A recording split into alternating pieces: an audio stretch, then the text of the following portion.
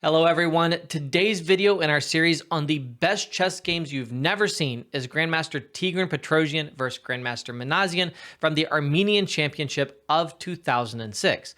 Now, Petrosian is famous for A, having the same name as the 9th world chess champion, Iron Tigran, and B, because his account on chess.com, the company I work for, was controversially closed after the Pro Chess League finals in 2020.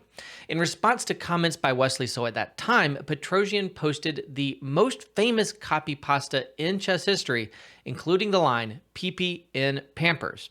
Now, setting these controversies aside, Petrosian also deserves to be known for this 2006 gem, which features one of the prettiest chess finales this century. Petrosian opens the game here with pawn e4. We get e5, knight f3, knight c6, bishop to b5, and knight to f6. So we have a Berlin defense, but keep in mind that this is 2006. This is only 6 years after Vladimir Kramnik resuscitated the Berlin defense in his world championship match against Garry Kasparov. So there were still kind of fresh things being tried at the time, and the Berlin's reputation, whether earned or unearned as a drawish opening, had not yet been fully established, although certainly Kramnik drawing very effectively against Kasparov had done a good bit for that reputation already. So here, after knight f6, we do see castles, knight takes e4, and now an option that is very much a sideline today that you really wouldn't see. It's queen e2. This move is not bad, but it definitely isn't the most challenging option available.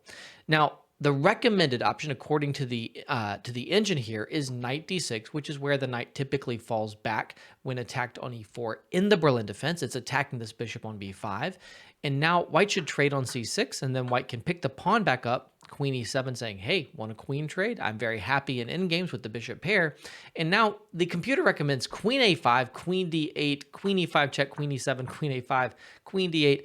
And it doesn't seem like there's really a good opportunity to improve for either side, although other things can certainly be played. So if Wesley So and Hikaru Nakamura are looking for other ways to rapidly repeat in the Berlin defense with some queen dancing moves, they could look at this, something fresh for spectators in various events.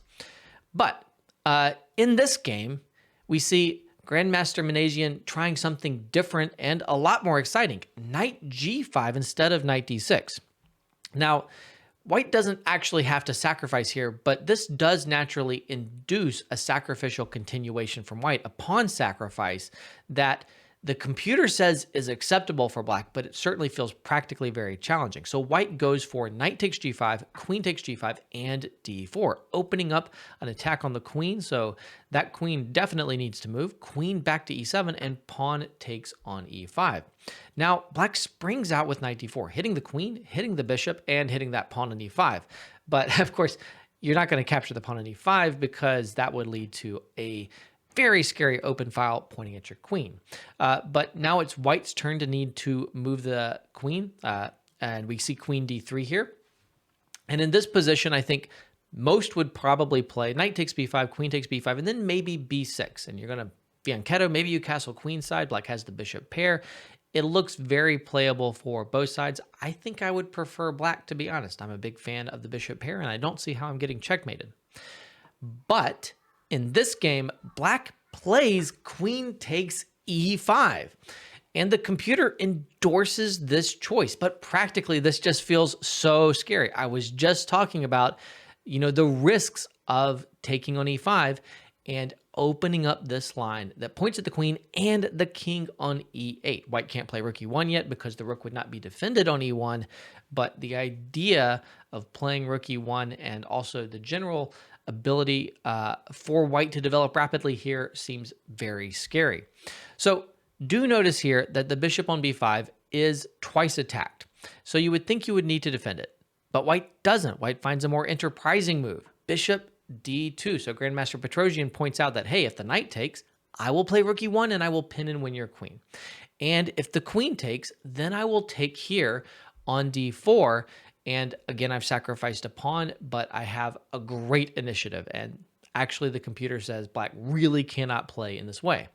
But the intention of Grandmaster Petrosian is knight to e6. So the knight is secure here, or seems to be fairly secure, unless white can arrange f4, f5, which is not easy to do. And if that knight can sit on e6, then it really does a good job closing down the e-file. Maybe black can just play bishop e7 and castle and say, hey, I'm up a pawn, I have a bishop pair, I'm going to win this game. Of course, white has some things to try in the meantime, starting with rook e1 attacking the queen, and the queen needs to move. By the way, the queen cannot take on b2. That would be one pawn too many, and you definitely can't capture because bishop c3 traps the queen here on b2. So after rook e1, where is the queen to go? The computer endorses queen h5, but understandably desiring a queen trade, Grandmaster Manasian plays queen d6, and white is definitely not trading queens and also not helping this bishop develop by recapturing. So we see queen h3 in this position, and now bishop to e7 saying, ha, I'm going to castle. That will be wonderful. And white says, bishop b3, please castle, because then I'll mate you on h7. But of course, grandmasters don't usually allow these kinds of things unless they're pre-moving a little bit too quickly or something like that. So we see pawn c6, which is an unusual move. But the point of pawn c6, I think, is to move the queen back to c7 and then play d5, which seems really good if you can afford the time to do it. And also c6 is keeping like the knight out of b5 and stuff like that, which could be really bad. White still plays knight c3. And now the queen does fall back to c7. And f4, an excellent move to keep the initiative. If white plays too slowly, then black is going to be doing great. Again, d5, bishop d7, castles. If you can get it all in, you're doing well, but it's hard to get it all in. Now, this pawn on f4 cannot be captured. Knight takes f4, and a really nice tactical solution here is rook takes e7, king takes, and queen h4 check, which picks up the knight. Technically, black is still up a little bit of material after the knight falls, but it definitely doesn't matter because black is not able to castle. None of these pieces are developed. White's minor pieces are huge, and the computer says this is +8 for white. So if you want to play black here, you're being way too materialistic, and this is a crushing position for white. So after f4, g6, saying, nah, if you're going to go f5, I'm at least going to be able to eliminate that pawn and keep my knight on e6. I need that knight on e6, critical defensive piece. And if white plays f5, the computer likes this at first, but after the trade and a long think from the computer, it says, hey, maybe d5 is okay. Bishop d7, castles queenside coming up. This is defensible for black. Black can play in this way. So Grandmaster Petrosian, probably after a long think, finds an improvement. Pawn g4, insisting on f5, and there will be a pawn that remains on f5 after this capture, right? So the f5 advance gains in strength, and the idea of moving that knight that is trying so desperately to stay on the e-file and stay securely positioned on e6 is quite scary for black to meet. White has a clear advantage now, and things are really going in white's favor. Black castles here, f5. The knight is hit, and if it moves somewhere that doesn't really do anything, then e7 just falls. So the knight goes to g5 so that it's attacking the queen. White has no time to capture this bishop on e7. The queen must move. Now, the computer tells us queen h6 is the best move. Now, the reason that white didn't play this is presumably knight f3 check looks like a big problem. King g2, knight takes e1, rook takes e1, and white is sacrificed in exchange, in addition to the pawn sacrifice already. But this is a decisive advantage. The bishop is obviously hit right here, and in this position, white is threatening rook e3 and rook h3, a devastating rook lift, and also like knight e4, knight into g5, or bishop to g5, pawn f6. There are so many huge threats, and the computer says this is just over for white. Black cannot defend against all of these threats. So queen h6 was really strong. Instead, Grandmaster Petrosian plays maybe the second best move, queen e3, keeping an eye on this bishop and also lining up over here. So that bishop on e7 moves to f6, seems to make sense, the best move. And now a really good classy move from Petrosian. He puts the rook on f1, intending pawn takes on g6, and then rook takes on f6, and then maybe queen takes on g5. So there's real tactical problems here on the f-file. d5. Desperately trying to include this piece. And, you know, if that bishop could move and then the rook could come over, maybe black would be okay. But Things are developing too quickly for that. Pawn takes on g6, attacking that bishop. It looks like white is just winning, right? If pawn takes here, yes, this bishop is defended, but not well. Rook takes, and queen takes g5. This may not technically be over. Material is equal, but grandmasters, strong players are going to much prefer the two minor pieces here. White has a massive, nearly winning advantage. Instead, Grandmaster Manasian had prepared after pawn takes g6 not to defend the bishop, but to counter with pawn d4, a pawn fork hitting the knight and the queen. Very creative play. This does allow pawn takes on h7, which Grandmaster Petrosian plays. And this pawn has a potentially bright future in various mating combinations and promotional combinations. The king steps up to g7. The computer says maybe king h8 was a little bit better, but it certainly makes sense to try and put the king here to support this bishop. So now what is white to do? White finally has to kind of pay the piper and deal with the pawn fork.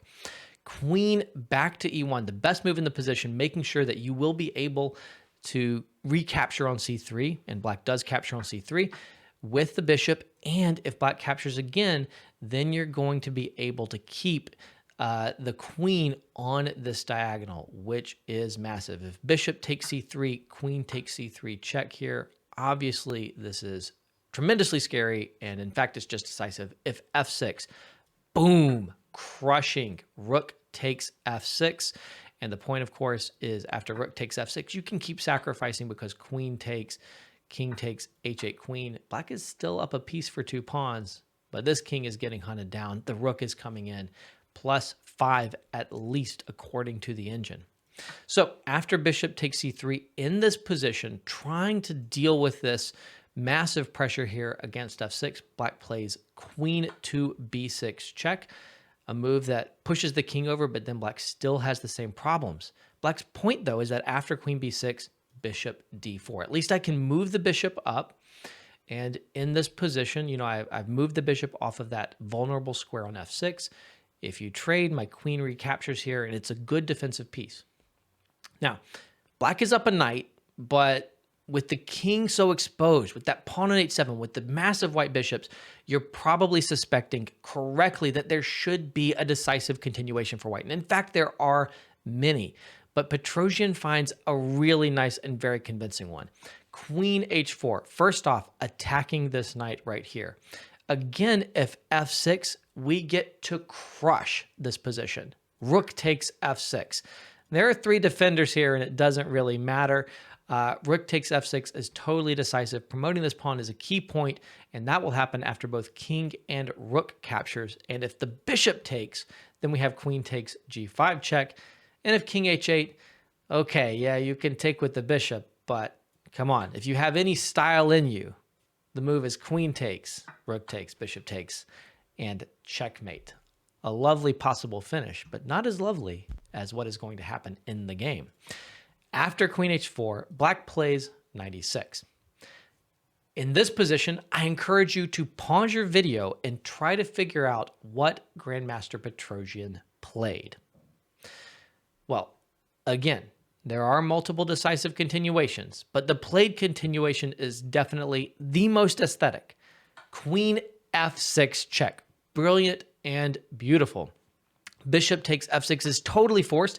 Bishop takes f6, and the king can only step to h6. But now, what is the follow-up? If you play pawn g5 check, the king can step up to h5, and what were you doing with that check? You only helped black have more squares to run to.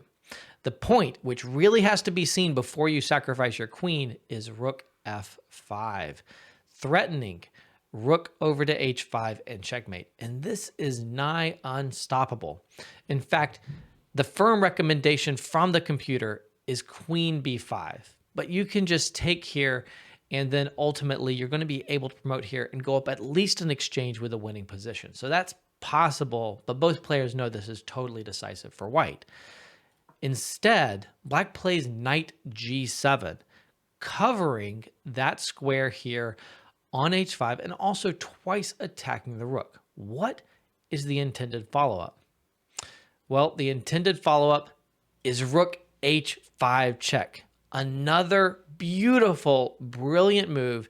And now that knight captures on h5, and it blocks the square, so the king cannot step there. So g5 is checkmate. An incredible and aesthetic sequence mating here with the bishop pair and these helpful pawns. So I hope that you've enjoyed this game from Grandmaster Petrosian. If you want to see more incredible underseen games, then click on that playlist that is popping up on your screen. And as always, like, leave a comment, subscribe. That kind of support is always appreciated and encourages me to continue making videos for this channel. Thank you so much.